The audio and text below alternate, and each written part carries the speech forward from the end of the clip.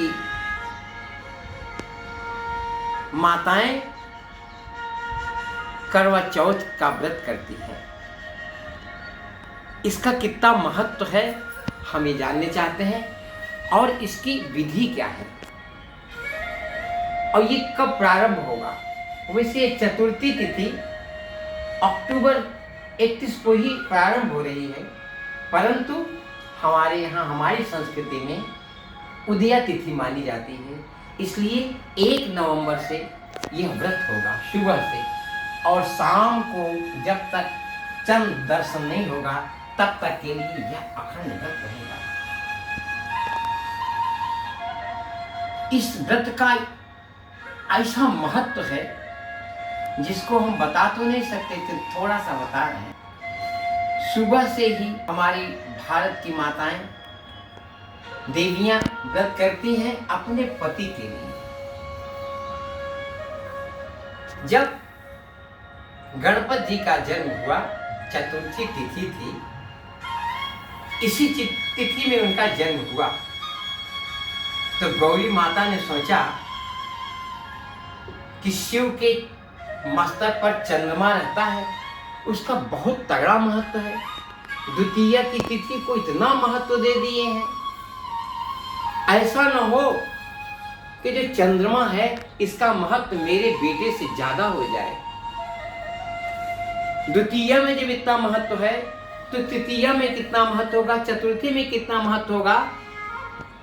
इसलिए माँ ने कहा ठीक, मैं इसको ऐसा कर दूंगा कि इस चंद्रमा को कोई देखे ही नहीं, जो देखे मेरे पुत्र को देखे। कि जन्मोत्सव है, आज मैंने अपने पुत्र को सबसे अधिक और प्रथम पूज्य बना दिया है। इसके अंदर ये पावर है, इससे सौंदर्य, इससे ज्यादा कोई किसी को देखे न, हमेशा मेरे पुत्र को ही देखे। इसलिए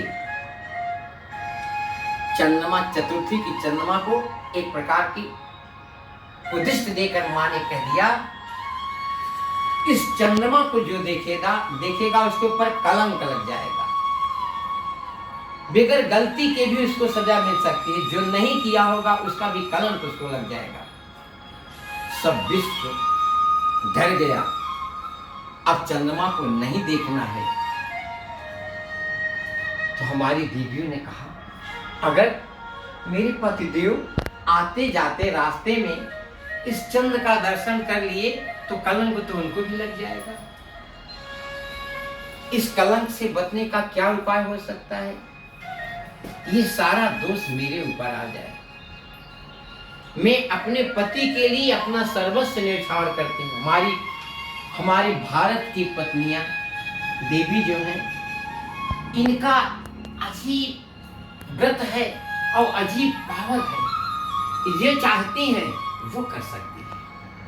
अपने पातिक व्रत धर्म से ये जो भी चाहें वो इनके अंदर पावर है, वो सब करने में समर्थ हैं ये। तो हमारी देवियों ने सोचा, अगर मैं देखूं चंद्रमा को तो जो उनके दोष हैं मेरे ऊपर आ जाएं, परंतु मेरे पति के ऊपर इसका कोई असर न पड़े। दिन भर व्रत करती हूँ, चंद्रमा का ध्यान करती हूँ और उनके प्रकाश को एकदम छोटा बना देते, एकदम छोटा, झरा सा, जिससे आटा चला जाता है। ये देवियां चंद्रमा के प्रकाश को एकदम छोटा कर देती हैं अपने पावर से। ऐसी देखती हैं चंद्रमा का पावर बिल्कुल कम, एकदम छोटा सा दिखेगा देवियां। लेकिन हमारे यहाँ उसी रूप में की पूजा करते हैं। क्यों? कि चंद्रमा मेरे भगवान कृष्ण ही तो हैं, ये चंद्रवंशी हैं, इसीलिए चंद्रमा एक प्रकार से कृष्ण ही है। चंद्रमा मन सो जाता, मन ही कृष्ण है। सबको खींचने वाला कौन है? मन है। स्त्रियां जो भी चाहती हैं हमारे भारत की, वह कर सकती हैं, इतना सामर्थ्य है। एक कथा बताता हूं छोटी सी। एक व्यक्ति विदेश में रहने वाला, उसने सोचा कि हाँ भारत की देवियों में कितना महत्व है। मैंने सुना है कि भारत में अमृत है, अमर फल है। विदेशी था, पश्चिमी सभ्यता वाला।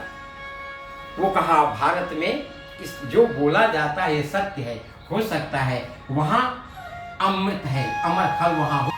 वो निरीक्षण करने के लिए भारत में आ गया। जिस ज्योतिषी ने, जिस संत ने बताया था भारत में अमर फल है, उसने बता दिया अमर फल कहाँ है।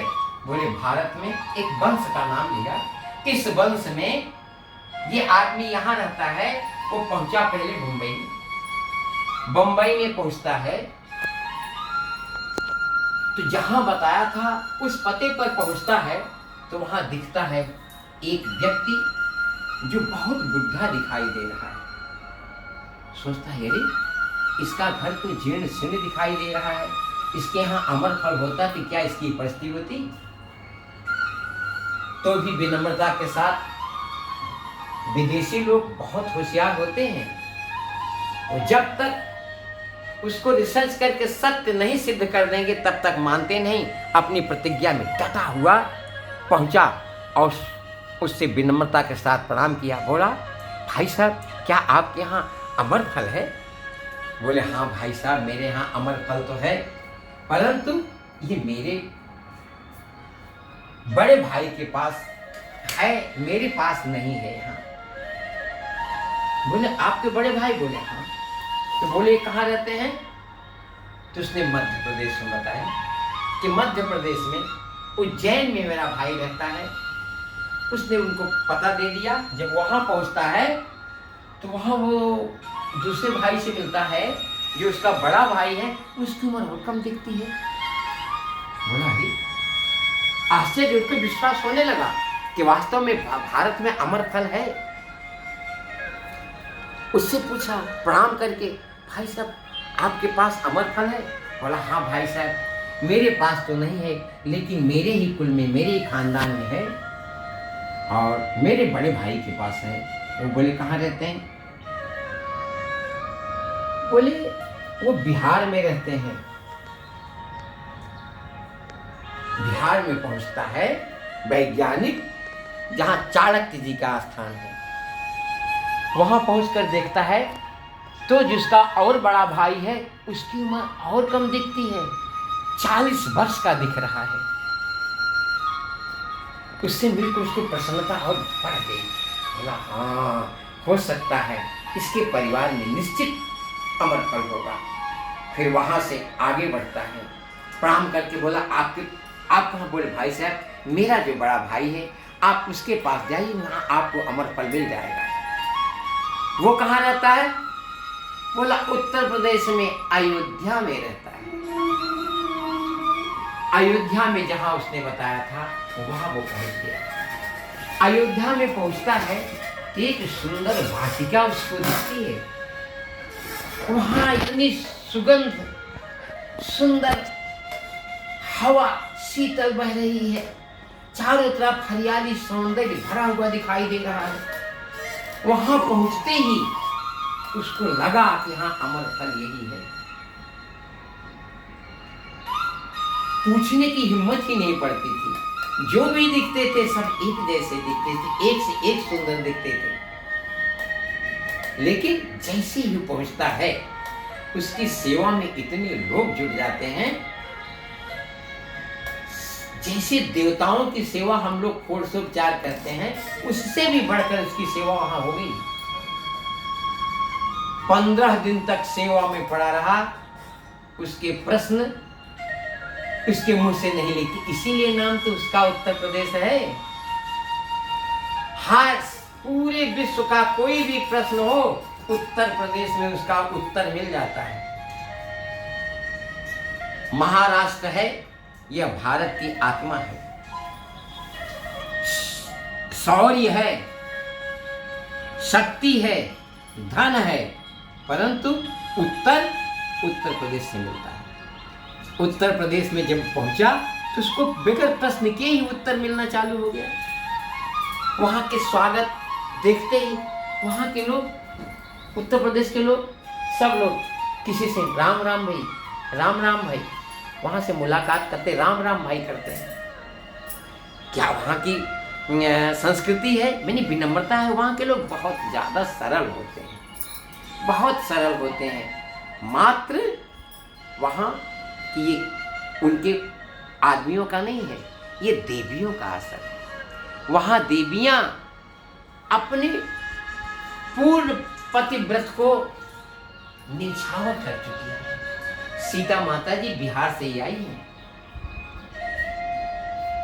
जितनी भी देवियां हुई हैं जो पतिव्रत धर्म को अपनाई हैं, राजस्थान में भी बहुत सारी सती देवियों के नाम हैं, परंतु जो पूर्ण रूप से जा करके अपने पति को सब कुछ संपन्नता दे चुकी हैं, ऐसी देवियां तो भारत में अयोध्या में आई। सीता जी के आते ही वहां हर प्रकार के सौंदर्य, हर प्रकार के सुख की बरसात हो गई। वहां पहुंचता है तो 15 दिन तक वो विदेशी व्यक्ति देखते उसके मन में एक दिन आता है, प्रश्न करता है, श्रीमान जी मैंने सुना है कि आपके इस नगर में अमर फल है। तो जिससे पूछ रहा था उस बालक की उम्र 16 वर्ष की थी। तो बोला हाँ मेरे घर में अमर फल है। बोले अच्छा, फिर आगे प्रश्न उसने नहीं किया है, उसको तो पता हो गया था। फिर भूल गया वो। प्रेम में आदमी कितना भूल जाता है। सेवा में क्या शक्ति है, सेवा करके देखो। क्या बताऊं, एक छोटी सी सेवा कहीं भी किसी की कर दी जाए तो आदमी उसके लिए अपना सर्वस्व न्यौछावर कर देता है। सेवा में फल है। वहां के लोग सेवा करना जानते हैं। उत्तर प्रदेश के लोग सेवा बहुत पसंद करते हैं, उनको सर्विस अच्छी लगती है। सेठ नहीं बनना चाहते, वो नौकरी करना पसंद करते हैं। सब नौकरी मतलब सेवा, नौकरी सेवा करने की आदत होती है। वहां के लोग सेवा से ही सब कुछ जीत लेते हैं। मात्र सेवा करके, सेवा से ही महीनों उसके बीत गए। तब उसके विदेशी मित्रों ने, घर वालों ने समाचार लेने के लिए सोचा तो विदेशियों के पास ये सामान जो आज हमारे पास है, इनके पास बहुत दिन से है। हमारी ही सभ्यता को ले जाकर के ये लोग उसका प्रैक्टिकल करके, सत्य करके, प्रयोग करके आज सिद्ध कर चुके हैं। हम लोग अपनी शक्ति को कम समझते हैं, क्योंकि मेरे पास तो है ही है, जब चाहेंगे तब लेंगे। गंगा जहाँ बहती है उसको कोई बहुत महत्व नहीं देते। अरे कोई तो गंगा बह रही लेकिन तो भी अपने घर में नहाते हैं, और गंगा का दर्शन करने से बहुत दूर दूर से लोग विदेश से चले जाते हैं। तो ये पूरा भारत ही, यहाँ की संस्कृति ही ऐसी है। यहाँ पूरा भारत ही अमर फल है। पूरे विश्व को तेज देने वाला, बल देने वाला, बुद्धि देने वाला ये भारत है। सचमुच में यहाँ अमर फल है। यहाँ की अमर फल देवियां हैं। महीनों बीत जाने के बाद तब उसने प्रश्न किया कि मैं वो अमर फल वृक्ष देखना चाहता हूँ। तो जो सबसे बड़ा भाई था, जिसकी उम्र 140 वर्ष की थी, वह 16 वर्ष का दिख रहा था। तो अपनी पत्नी को दिखाता है, श्रीमान जी ये अमर फल है। उनकी पत्नी को देखता, ये अमर फल है? बोली जी, ये हमारी स्त्रियां, हमारे भारत देश की स्त्रियां अपने पति के लिए अपना सर्वस्व न्यौछावर कर देती हैं। इनको अपना कुछ नहीं चाहिए, ये मात्र अपने पति के लिए जीवित है। हम सोचते जो ही मेरे मन में आता है हमारी पत्नियां वो करती हैं। हम लोग कहते हैं इससे, पत्नी मनोरमाम देही मनोवृत्तानुसारिणी तारिणीम दुर्ग संसार सागरस्य कुलोद्भवाम। इस प्रकार से ये मेरे भारत देश की देवियां अमर फल हैं। आज इनके वजह से मेरे और भाई जो हैं उनकी परिस्थिति दूसरे, मैं अपने पत्नी के बारे में आपको कुछ नहीं कह सकता हूँ। यहाँ वातावरण आपको दिखाई दे रहा है, हम जो सोचते हैं वो मेरी पत्नी के आदेश से सब पूरा हो जाता है। तो ये अमर फल हैं हमारी देश की देवियाँ, और अपने भावना से अपना सर्वस्व अपने पति को समर्पित करती हैं। ये करवा चौथ रखा गया उसका नाम। जिस दिन, उस चतुर्थी के दिन चंद्रमा को कोई देख नहीं सकता है, हमारी देवियाँ उसका जो दुष्प्रभाव है अपने ऊपर ले लेती हैं। परंतु वो कितनी विज्ञान है उनके अंदर, वो जो दुष्प्रभाव को इतना छोटा कर देती, इतना कण कण कर देती हैं कि उसमें दुष्प्रभाव रह ही नहीं जाता है। जो करवा चौथ का व्रत करता है, जो देवी अब करवा चौथ का व्रत करेगी, उसके पति को धन, यश, मान, सम्मान, प्रतिष्ठा हर जगह उसका बढ़ जाता है। भाव होना चाहिए।